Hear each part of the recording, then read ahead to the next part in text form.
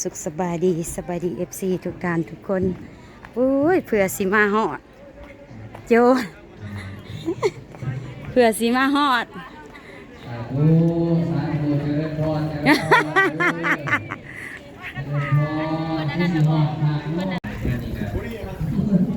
ตาแดดทอนมอนกันในพื้นว่าโอ้เป็นบุญกุศลนั้นยิ่งใหญ่สาธุอนุโมทนาในความเลื่อมใสสาบุญทำทาน เอาข่าวคั่วอันของกิน ขอให้เกิดเป็นบุญเป็นกุศลกันมหาศาล บ่อ๋อตัวกองบุญเอาใส่กองบุญบ้าแม่เคี้ยวได้ยังอ่ะนะทับใหญ่ขนาดบุญรถทับใหญ่บุญรถทับใหญ่บุญรถทับแม่เคี้ยวก็แม่อุ่นบุญรถทับใหญ่ว่าสั่น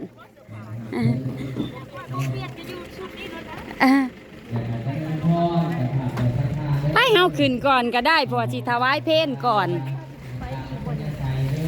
เขาสิเอาไปทั้งไหนอีกบนบ่แล้วห้องแนวก่อนบ่ยังสิเข้าน้ำมงอยู่เฮ้ยไปน้ำมงแม่นพุ่นขึ้นเทิงพุ่นเลยขึ้นเทิงศาลาพุ่นเลย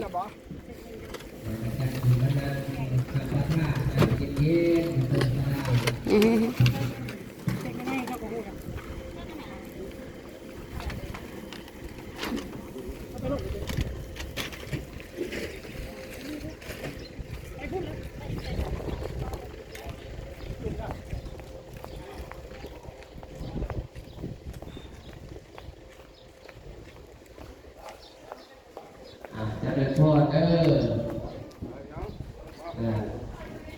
ป็นพรของตนญาติโยมจะเป็นพรที่ดีตอนหับที่ดีตอนหับสู่ประเทศลาวเป็นบุญเป็นกุศลทางมหาศาลแก่แก่ง่ายเนาะ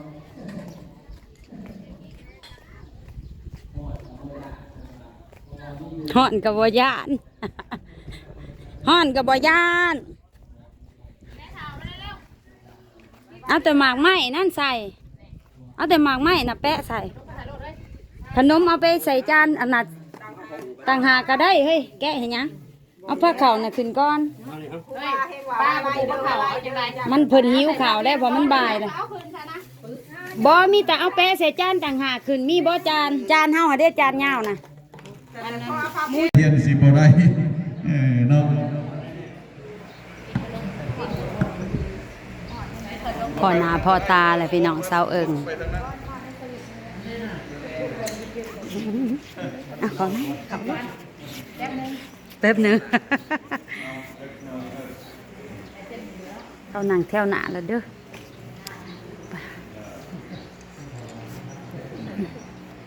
อากาศเริ่มร้อนแล้วเนาะ2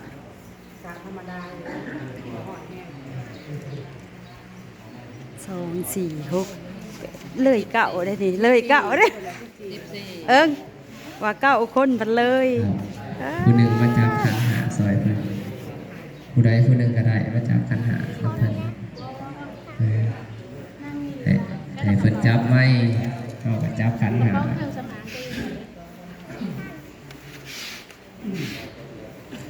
เจริญพอเพียงกันเด้อบรรดาเจ้าภาพเจ้าศรัทธาเจ้าศรัทธามาหอดมาถึงแล้วเด้อพี่น้องเด้อกำลังเข้าสู่พิธี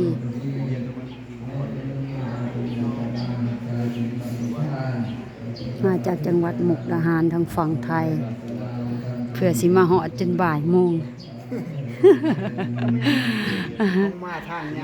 เนาะแม่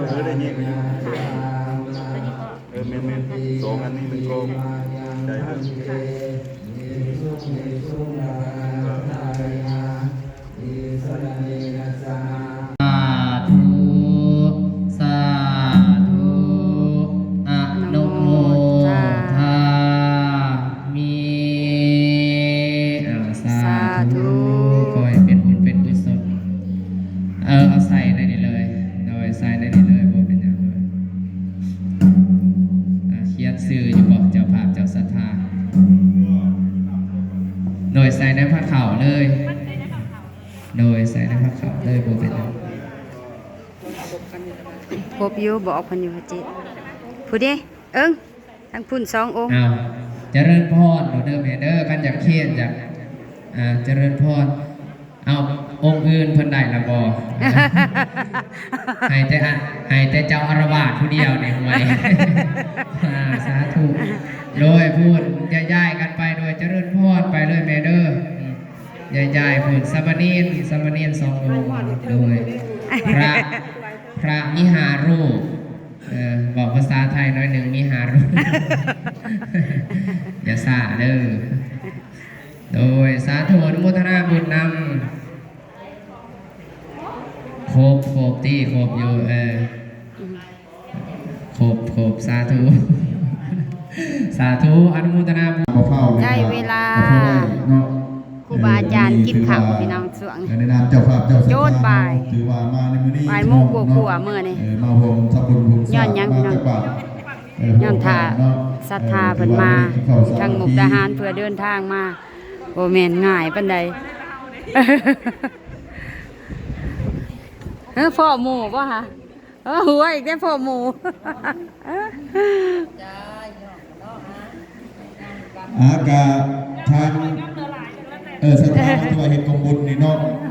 อุทิศให้เจ้ากรรมนายเวรบ่กับรายงานใหม่เด้อเนาะอุทิศให้ญาติพี่น้องบ่หรือว่าให้เจ้ากรรมนายเวรเนาะ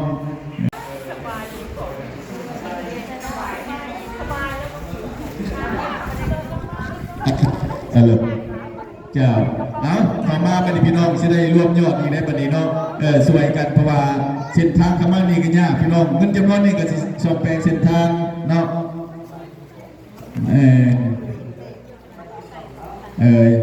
เจ้าอย่าลืมซื้อเด้อ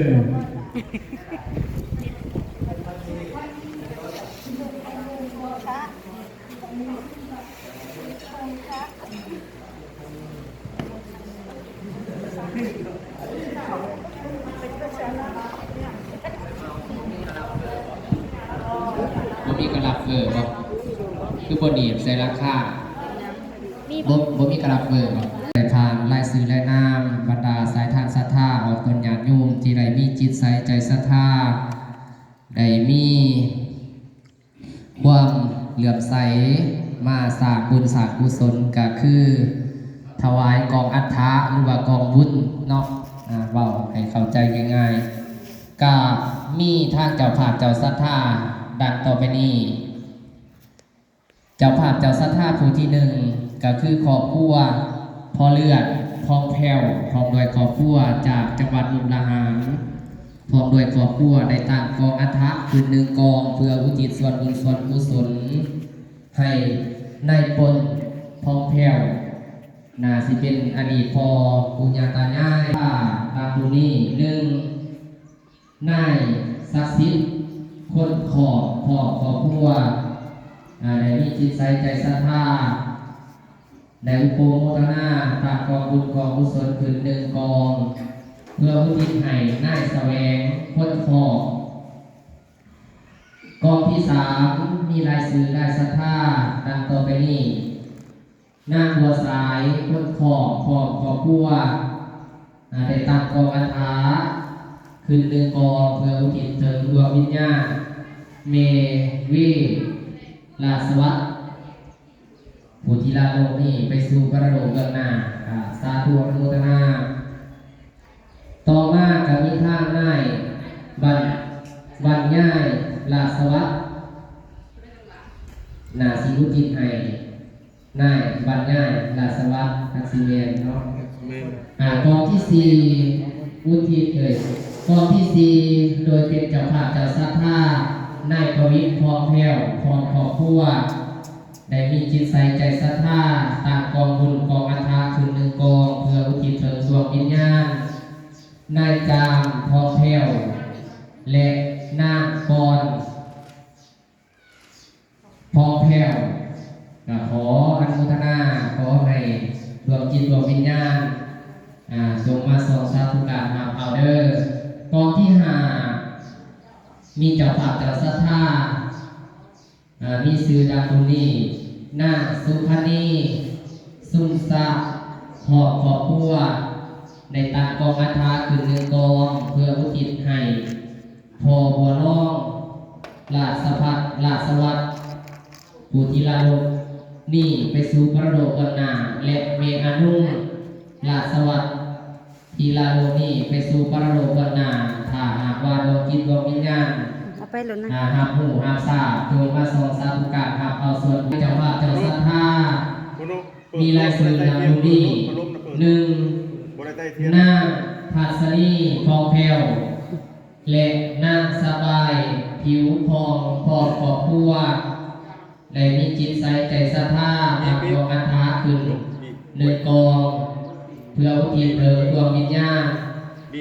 ปูทองราชวัตรและนางมนต์ราชวัตรถ้าหากว่าดวงจิตดวงวิญญาณของผู้ที่ลาดวงลาไปได้หาผู้รับทราบดังที่อาจจะมาผ่าได้เอ่ยซื้อหน้าไปหาผู้รับทราบหรือว่าบ่หาผู้รับทราบถ้าหาผู้รับทราบจงมาสอนสาธุการครับเอาส่วนบุญส่วนกุศลที่ญาติพี่น้องอยู่ในเมืองควรอุทิศให้ถ้าหากว่ามาบ่ได้หรือว่าผลบุญผลทานไปบ่ฮอดพวกข้าพระเจ้าขอฝากนำเราเทวดาเจ้าเมธรณีผู้มีญาณวิถีผู้แก้วตาทิพย์จงนำเอาส่วนบุญส่วนกุศลที่ญาติพี่น้องอยู่ในเมืองคนผู้ติดให้ในวันนี้จงไปหอดไปถึงถ้าหากได้ห้ามผู้ห้ามทราบแล้วจงทรงสาธุการทำเอาส่วนบุญถ้าหากว่าดวงจิตดวงวิญญาณของพวกข้าทั้งหลายที่เอ่ยเสยหน้ามายังตกถูกขอบุญผลกุศลนี้ไปไถ่ถอนให้คนจากทุกข์ถ้าหากดวงจิตดวงวิญญาณของพวกท่านที่อาตมาเอ่ยเสยหน้าไปได้มีความสุขขอให้ผลบุญผลกุศลนี้ไปทุกคนก็ข้าเถิด สาธุ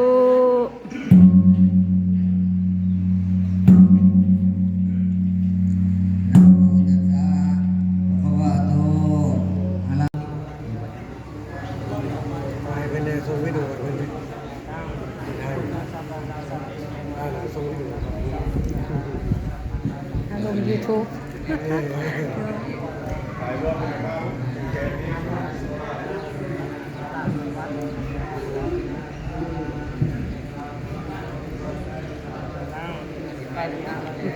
อุทิศกองบุญเมื่อพร้อมกันเลยพ่อเอิ้นสิ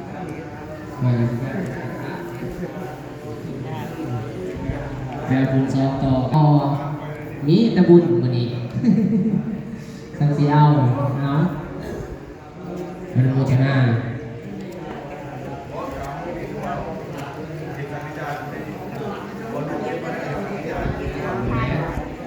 เอาให้ก็ได้นะ